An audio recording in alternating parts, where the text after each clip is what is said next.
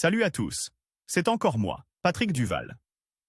Je vous rappelle que sur ma chaîne, je parle de tout ce qu'on peut faire soi-même. Abonnez-vous si vous aimez bricoler, il y aura plein de choses intéressantes. Et maintenant, passons directement au sujet de cette vidéo. Le long du sommet du biseau, nous appliquons des noyaux à une distance de 35 mm le long de la corde, il s'agit des centres des futurs. Trous d'un diamètre de 16 et 11 mm, réalisés sur une perceuse.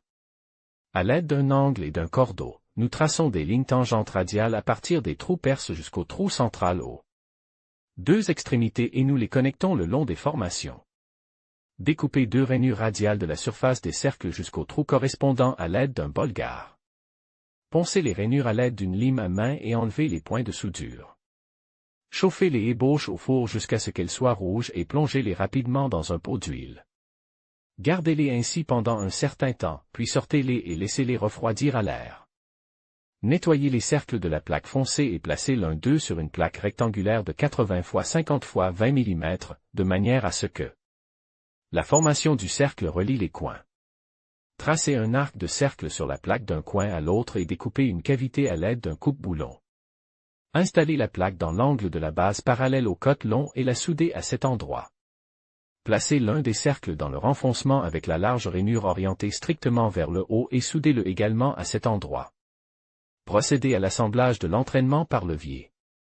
Dans une plaque d'acier de 230 x 45 mm, percez un trou de 12 mm sur un bord, et sur l'autre, faire une encoche pour le diamètre extérieur du cercle et le souder.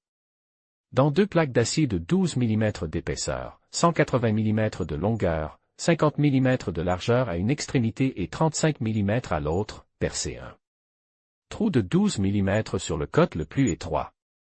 Dans une plaque de même épaisseur, de 250 mm de long et de 45 mm de large, nous faisons deux trous de 12 mm et un trou de 25 mm selon les marquages. À l'aide d'un boulon, de rondelles et d'un écrou, assemblez les trois parties, en plaçant la plaque longue entre les deux plaques courtes, qui sont placées avec leurs extrémités larges sur la base et soudées. Une paire de plaques de 110 x 25 mm avec deux trous de 12 mm aux extrémités relie le levier de la roue mobile au levier de l'entraînement manuel.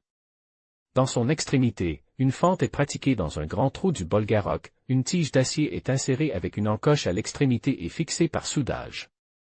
Peindre les parties fixes d'une couleur et les parties mobiles d'une autre. Une fois la peinture sèche, nous assemblons et testons l'appareil en entreprise, en coupant des barres d'armature et des plaques.